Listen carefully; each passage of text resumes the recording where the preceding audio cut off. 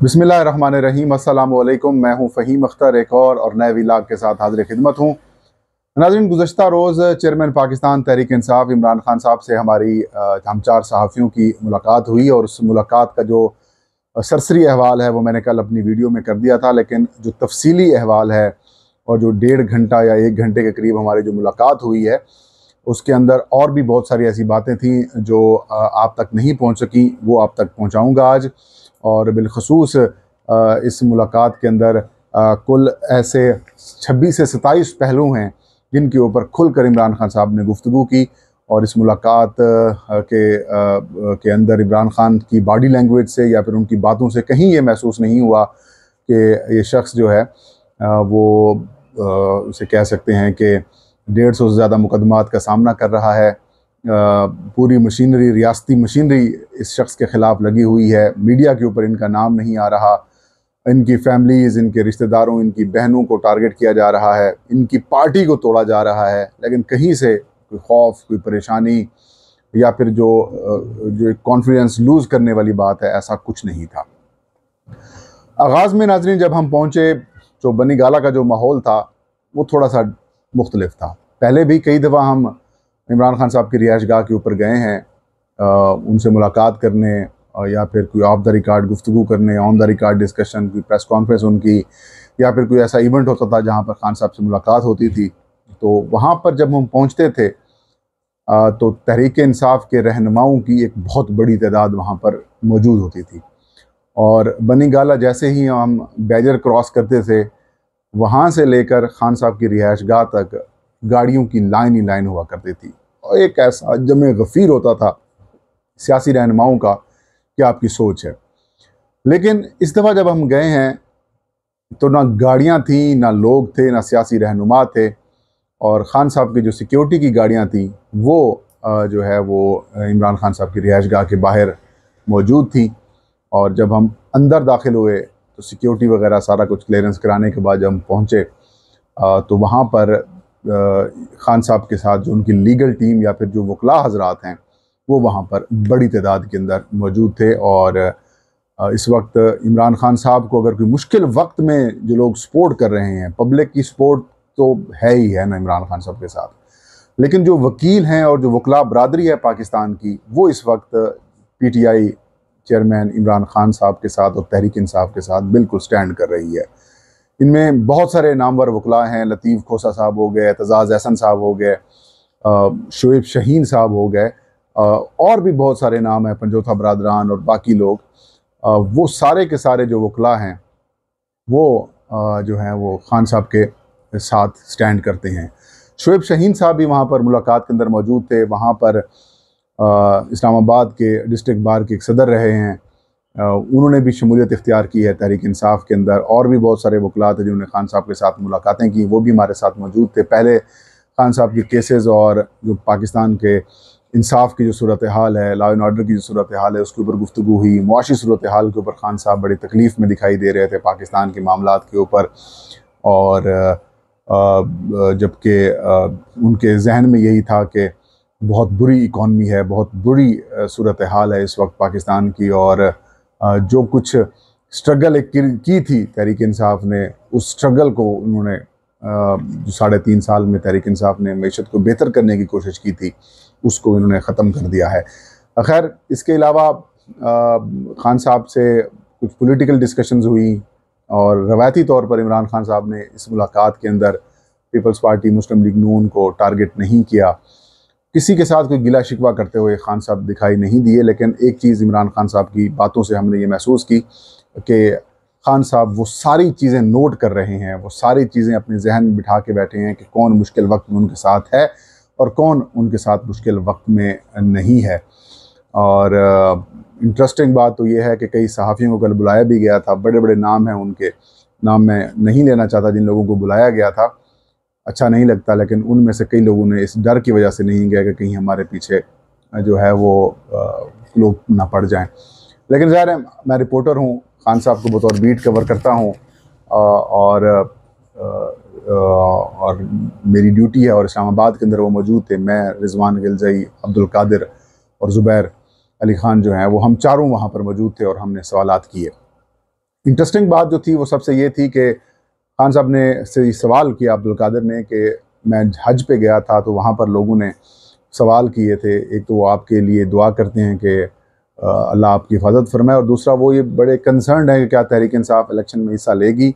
और लेगी तो क्या उनके पास उम्मीदवार वगैरह होंगे और वो जीत पाएगी। इस वाले से वो कन्फ्यूजन है लोगों के अंदर, वो कह रहे थे कि दूर करें। तो ये सवाल अब्दुल कादिर ने खान साहब तक से किया और खान साहब ने इसका जवाब दिया कि तहरीक इंसाफ मुकम्मल तौर पर इंतखाबात के लिए तैयार है, तहरीक इंसाफ के उम्मीदवार भी होंगे, और तहरीक इंसाफ उन्होंने इस बात की पेशनगोई भी की कि तहरीक इंसाफ ना सिर्फ इलेक्शन लड़ेगी बल्कि इलेक्शन जीतेगी। उन्होंने कहा कि अवाम फैसला कर चुकी है और अवाम अपना गुस्सा जो है वो पोलिंग डे वाले दिन निकालेगी, और उन्होंने कहा कि हमारे जो उम्मीदवार होंगे वो वकील होंगे, और उन्होंने कहा क्योंकि वकीलों ने ही लेजिस्लेशन करनी होती है। और उन्होंने हवाला दिया कि जब शेख मुजीबुर रहमान 1970 का इलेक्शन जीते थे, हमारे सामने वो इलेक्शन हुआ था, तो उसमें उनके जो मैक्सिमम जो लोग जीतने वाले थे वो वकील थे, और उनको भी गद्दार कहा गया, मुझे भी गद्दार कहा जा रहा है। लेकिन हैरानकुन तौर पर अवाम ने अपना गुस्सा बैलेट पेपर के ऊपर निकाला, और जो बांग्लादेश अब है, तो बंगाल पाकिस्तान का जो सूबा था, तो वहाँ से 167 के करीब वो सीटें जो हैं वो उनकी जमात जीत गई। इमरान खान किसी मौके के ऊपर भी जो लोग पार्टी छोड़ के गए हैं उनके हवाले से कोई कंसर्न नहीं थे, उल्टा वो खुश थे कि अल्लाह ने करम किया है और इन लोगों को तहरीक इंसाफ की सफ़ों से निकाल दिया है, और किसी किस्म का खान साहब उन्होंने कहा मेरा परवाह नहीं है, अच्छा हुआ कि ये जो गन था वो चले गए थे। एक इंटरेस्टिंग बात खान साहब ने ये की कि जो लोग करप्ट थे या जो लोग कमज़ोर थे, जो कि रियासती इदारों या फिर हुकूमत के हाथ में उनके कोई केसेस या फिर कोई मामलात लग गए, तो वो सबसे पहले छोड़ने वालों में, जो सबसे पहले छोड़ने वाले थे उनमें वो लोग शामिल थे, और जो करप्ट थे, खान साहब का ये बड़ा पॉइंट इंटरेस्टिंग था। और यही बात मैं और अपना रिजवान और ज़ुबैर जो है वो पहले कर रहे थे कि सबसे पहले जो लोग गए हैं तहरीक इंसाफ के वो करप्ट थे। इमरान खान साहब इस बात के ऊपर भी कंसर्न थे कि खैबर पख्तूनख्वा के अंदर जो अमन अमान की बिगड़ती हुई सूरत हाल है, उन्होंने कहा कि सारी मेहनत ज़ाय हुई, इन इदारों की सारी तवज्जो तहरीक इंसाफ को तोड़ने के ऊपर है जो कि कामयाब नहीं हो पा रही, और अब ये इस दरपे पे आ चुके हैं कि कहीं खुदा न खास्ता पाकिस्तान ही न टूट जाए। इमरान खान ने कहा कि तहरीक इंसाफ से इनसे टूटी नहीं और ना ही टूटेगी, लेकिन इनकी जो सारी तवज्जो है वो PTI के ऊपर है, उनको तोड़ने के ऊपर है, उसमें भी इनको कामयाबी नहीं मिल रही। सवाल हुआ कि IMF के साथ क्या आपने कोई शर्त रखी कि इंतखाबात कराएं, तो इमरान खान साहब ने कहा कि IMF खुद ये वाले कह रहे थे कि पाकिस्तान के अंदर सियासी इस्तेहकाम होना चाहिए, तो ऑटोमेटिकली यही बात वहीं पर भी हो गई। परवेज़ खटक के ऊपर खान साहब ने कहा कि उनको PTI में आने से पहले कोई नहीं जानता था, एक सीट हुआ करती थी, अब उसमें पूरा ख़ानदान एडजस्ट किया, काम अपने करवाए, वज़ीर आला उन्होंने कहा मैंने बनाया इनको, फिर डिफेंस मिनिस्ट्री इनको दी, लेकिन जो उन्होंने बाद में बातें की हैं वो तकलीफ़ दे भी थी और उन्हें गैर मुनासिब भी थी। इमरान खान ने कहा कि जो जनरल बाजवा हैं वो करप्ट थे और करप्शन को बुरा नहीं समझते थे, और करप्शन और ज़ाती मामलात की वजह से जो उन्होंने इन करप्ट टोले को, यानी कि उन्होंने जो मौजूदा हुकूमत है उसको कहा कि इन्होंने पाकिस्तान के ऊपर मुसल्लत कर दिया, और मेरी फ़ौज से कोई लड़ाई नहीं है, लेकिन आइनी हदूद में रहते हुई फ़ौज जो है वो ज़्यादा पाकिस्तान के लिए ज़रूरी है, फ़ौज एक मजबूत इदारा है और मेरी तो उनके साथ कोई लड़ाई भी नहीं है। इसके अलावा इमरान खान ने कहा कि गिलगित बल्तिस्तान की आवाम के साथ बड़ा जुल्म किया गया है, एक वाइब्रेंट, एक ज़बरदस्त और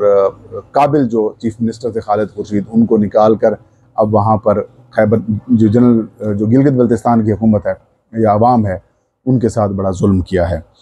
और वो कह रहे थे कि सकरदू इंटरनेशनल एयरपोर्ट बन गया था और वहाँ पर टूरिज़म का हब बनता, और जो विंटर के खेल होते हैं वहाँ का वो हब होता, लेकिन उन्होंने कहा कि जब मैं आऊँगा, और कहा कि इंशाल्लाह मैं आऊँगा तो मैं वहाँ पर ये काम करूँगा। शेख रशीद और परवेज़ इलाही का जब जिक्र हुआ तो उन्होंने कहा कि इनकी जो साबित कदमी है, इस चीज़ ने मुझे बड़ा सरप्राइज़ किया है, और बाकी भी उन्होंने कहा कि जो लोग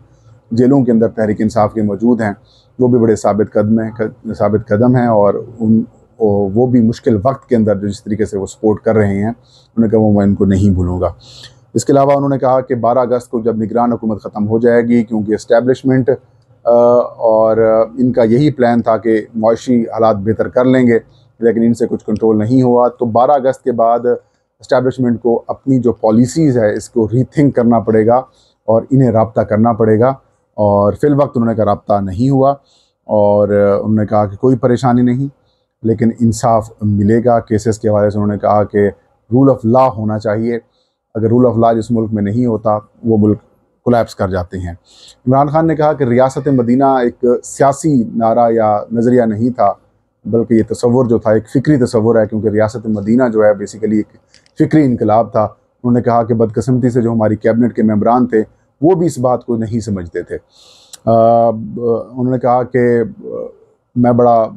कभी कभी सोचता हूँ, हैरान होता हूँ कि कितनी कमज़ोर टीम के साथ मैं यहाँ तक पहुँचा था। अब तो मेरे पास बड़ी मजबूत टीम है और अब एक अच्छी टीम मुझे मिल गई है, अब डिलीवरी भी होगी। उस्मान बुज़दार की बात हुई, उन्होंने कहा इसकी इनके ऊपर दबाव था, वो करप्ट नहीं थे। अब लगता ये है कि उनकी छोटी छोटी बच्चियाँ हैं, उनकी फैमिली है, उनके ऊपर दबाव डाला जा रहा है। तो यही वजह है कि वो बेचारा साइड लाइन हो गया और मेरे ख़िलाफ़ उसको वादा माफ गवाह बनाने की कोशिश की, लेकिन वो नहीं माने। उन्होंने कहा कि उसी दिन ही, क्योंकि FIA की जो जॉइंट इन्वेस्टिगेशन या इंक्वायरी कमेटी या फिर टीम है उसके सामने पेश हुए, तो ISI का एक नुमाइंदा भी वहाँ पर मौजूद था। तो उस नुमाइंदे ने कहा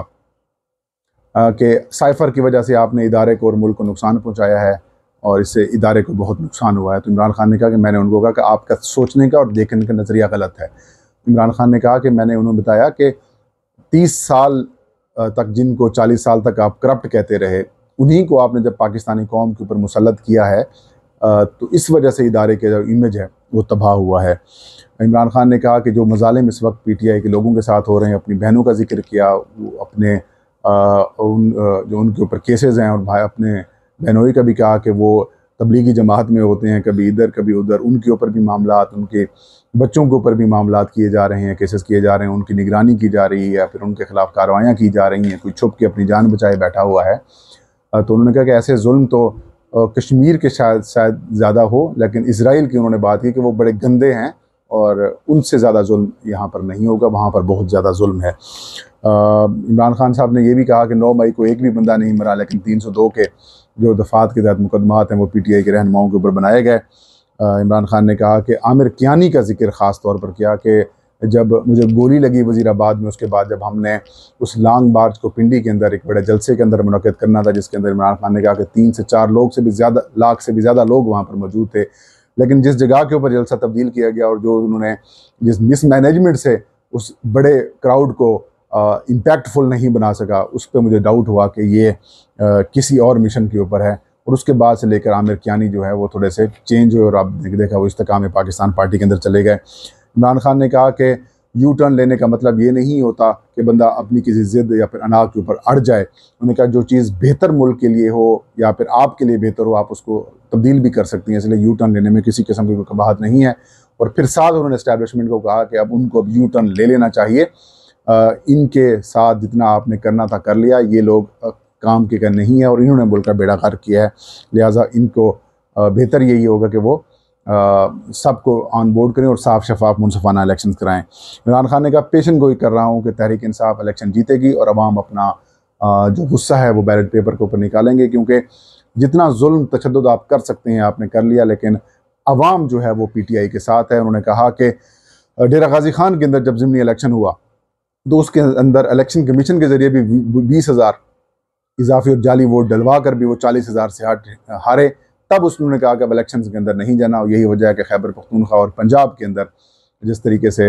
हुकूमत या फिर जिस तरीके से इलेक्शन रुकवाए गए तो तारीख में ऐसा नहीं मिलता। उन्होंने कहा कि निगरान सेटअप के ऊपर भी बात हुई कि बातचीत आगे पीछे जिन लोगों के ऊपर, उन्होंने कहा वही सेटअप लाएंगे जो उन्होंने KP और पंजाब के अंदर लिया हुआ है, ऐसा ही इन्होंने कौमी असम्बली या फिर वफाक के अंदर लेके आएंगे। इसके अलावा इमरान खान ने कहा कि मैं हर एक चीज़ नोट कर रहा हूँ और रियासत मदीना और बिलखसूस पाकिस्तान के जो मसाइल थे, बिलखसूस जो इमरान खान ने कहा जब मैं वज़ीर आज़म बना तो सबसे पहले मैंने जब IGs को और जो दाखिला के लोग हैं उनको बुलाया तो उन्होंने कहा कि जो सेक्सुअल क्राइम है वो बढ़ रहा है, और उन्होंने कहा कि इसका हल सिर्फ इसमें है कि आप सीरत-उन-नबी के ऊपर अमल करें। और सीरत-उन-नबी के लिए ही उन्होंने कहा कि मैंने रियासत मदीना का कॉन्सेप्ट भी दिया, अल-कादिर यूनिवर्सिटी भी बनाई और जो रहमतुल्लिल आलमीन अथॉरिटी है वो भी बनाई, ताकि जो हमारी नौजवान नस्ल है उन तक जो सीरत-उन-नबी है वो पहुँचा सकें। तो ये ओवरऑल डिस्कशन थी, और इस डिस्कशन के अंदर कहीं भी इमरान खान जो है वो परेशान नज़र नहीं आए। आने वाले दिनों में देखते हैं कि खान साहब की कही हुई बातें दुरुस्त साबित होती हैं या फिर जो इश्यूज़ हैं या ये जो इस वक्त रिजीम चल रही है कि वो कामयाब होती है। ये था आज का व्लॉग। मुझे इजाज़त दीजिए। अल्लाह हम सब का हामी नासिर है।